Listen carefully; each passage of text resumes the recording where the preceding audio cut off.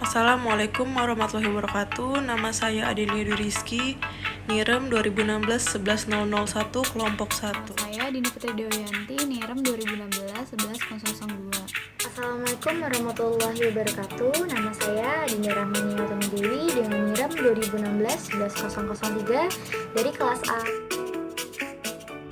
Hipersensitivitas dentin adalah rasa sakit atau ngilu spontan, tajam dan singkat karena rangsangan dentin terbuka akibat dari resesi gingiva, pembentukan pocket, atau akibat setelah scaling dan root planing. Rangsangan yang memicu hipersensitivitas dentin berupa rangsangan termal, rangsangan kimiawi, sentuhan, dan rangsangan udara. Indikasi hipersensitivitas dentin yang pertama adalah terdapat resesi gingiva kelas 1 miler, yaitu terbukanya permukaan akar tapi belum mencapai muka gingiva. Lalu yang kedua, adanya resesi gingiva kelas 2 miler, itu terbukanya permukaan akar sudah mencapai muka gingiva, tetapi tidak sampai terjadi kehilangan tulang dan jaringan lunak, serta tidak disertai oleh vertikal abrasi. Lalu yang selanjutnya terdapat stimulus sensasi rangsangan. Yang pertama itu rangsangan dingin, lalu yang kedua rangsangan panas, yang ketiga rangsangan larutan gula dan larutan asam, lalu yang terakhir rangsangan semprotan udara. Untuk kontraindikasi hipersensitivitas dentin, yang pertama terdapat resesi gingiva kelas 3 dan kelas 4 miler, lalu terdapat gigi dengan vertikal abrasi. Selanjutnya saya akan menjelaskan tentang perawatan hipersensitivitas dentin. Perawatan ini dibagi menjadi dua, yaitu invasif dan non-invasif. Untuk non-invasif sendiri, kita menggunakan pasta gigi ataupun obat kumur yang ditambahkan dengan material desensitisasi. Perawatan ini dapat dilakukan di rumah maupun di klinik gigi. Setelah itu, apabila di rumah, maka kita harus instruksikan pasien menggunakan pasta gigi hipersensitif. Dioles 15 menit lalu sikat. Kemudian kita evaluasi selama 2 minggu. Apabila pasien masih terasa ngilu, lakukan desensitisasi. Namun untuk invasifnya sendiri kita lakukan dengan tujuan untuk penutupan resesi gingiva apabila pasien mengeluhkan estetisnya. Lalu perawatan invasif sendiri dapat berupa penumpatan dengan resin komposit, GIC ataupun bahan adhesif lainnya.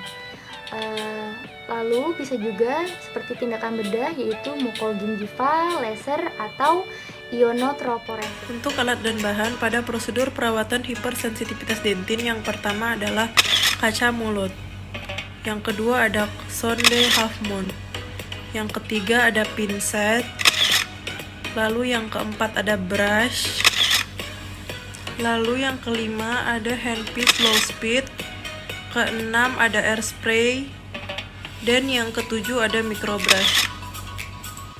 Lalu untuk bahannya, yang pertama ada cotton roll, kemudian ada pasta polishing atau kumis, dan yang ketiga ada larutan desensitisasi atau sodium fluoride. Untuk prosedur hipersensitivitas dentin, yang pertama siapkan alat dan bahan. Lalu yang kedua, operator mencuci tangan dengan cara WHO, yaitu 6 langkah. Lalu operator menggunakan APD, yaitu masker dan sarung tangan. Setelah itu posisi operator disesuaikan dengan gigi yang akan dirawat. Lalu tentukan elemen gigi yang akan dilakukan desensitisasi dengan menggunakan semprotan angin, yaitu RC, atau juga bisa menggunakan alat taktil dengan perabaan menggunakan sonde half moon. Setelah itu bersihkan permukaan gigi, jadi tidak boleh ada plak. Setelah itu isolasi daerah kerja dengan menggunakan cotton roll. Lalu keringkan giginya dengan menggunakan cotton pellet. Setelah itu aplikasikan sodium fluoride 5% dengan kuas secara searah pada dentin yang terbuka. Lalu kita diamkan 60 detik. Setelah itu diberi hembusan udara pada vertikal gigi atau menggunakan tes termal dingin, atau bisa juga dengan alat sonde digerakkan pada area vertikal. Setelah itu tanyakan ke pasien responnya, apakah masih ngilu atau tidak. Kalau masih ngilu bisa diulang lagi. Setelah itu kalau perawatannya sudah selesai, instruksi pasien untuk tidak makan dan minum atau kumur dengan kuat selama 1 jam. Root planning adalah suatu prosedur yang dilakukan untuk menghilangkan sisa kalkulus pada sementum untuk menghasilkan permukaan yang halus, keras, dan bersih. Untuk indikasi root planning yang pertama, secara radiografi itu terlihat kerusakan tulang, lalu kedalaman probing mencapai 6 mm dengan kehilangan pelekatan klinis mencapai 4 mm. Setelah itu keterlibatan purkasinya tidak lebih dari kelas 1, lalu kalkulus, terdapat kalkulus pada permukaan akar dan jaringan nekrotik pada sementum. Lalu untuk kontraindikasi root planning yang pertama, tidak terlihat adanya kehilangan tulang secara radiografi maupun kehilangan pelekatan klinis. Lalu yang kedua, terdapat penyakit periodontal agresif atau parah. Lalu pasien yang memiliki penyakit atau kondisi keradangan dan adanya abses. Lalu yang terakhir, terdapat kalkulus yang meluas ke apikal dan mukul gingiva jangkrik. Alat dan bahan untuk prosedur perawatan root planning terdiri dari 2, yaitu untuk kalkulus supragingiva dan kalkulus subgingiva. Yang pertama, alat untuk kalkulus supragingiva adalah sickle scaler. Sickle scaler berfungsi untuk membuang kalkulus yang terdapat di supragingiva dan untuk membuang kalkulus yang terdapat dekat dengan margin gingiva. Yang kedua ada Hue scaler. Hue scaler berfungsi untuk membuang kalkulus supragingiva yang tebal. Untuk membuang kalkulus yang tebal di apikal margin gingiva atau yang berdekat, dan untuk membuang kalkulus pada permukaan bukal, lingual, dan proksimal gigi yang tidak ada gigi tetangganya. Yang ketiga ada chisel scaler. Chisel scaler berfungsi untuk membuang kalkulus supragingiva yang tebal pada bagian proksimal gigi anterior jika terdapat celah embrazure yang terbuka.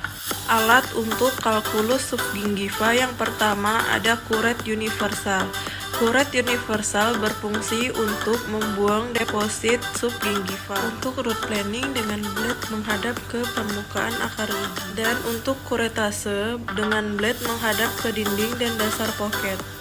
Kemudian terdapat kuret gerasi dengan nomor tertentu.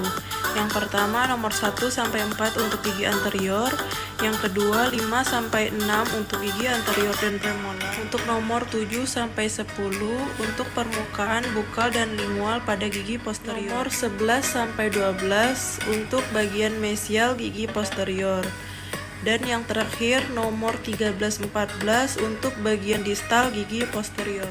Lalu yang ketiga ada alat ultrasonik dan sonic scaler.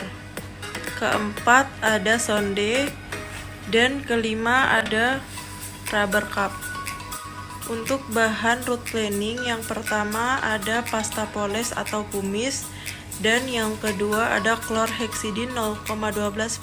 Setelah itu ada prosedur pada root planning.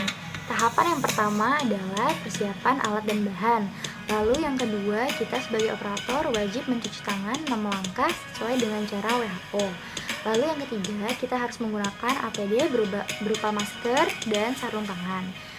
Setelah itu, kita instruksikan pasien untuk berkumur menggunakan chlorhexidine ataupun povidone iodine. Selanjutnya, tumpuan dan sandaran jari pada radio.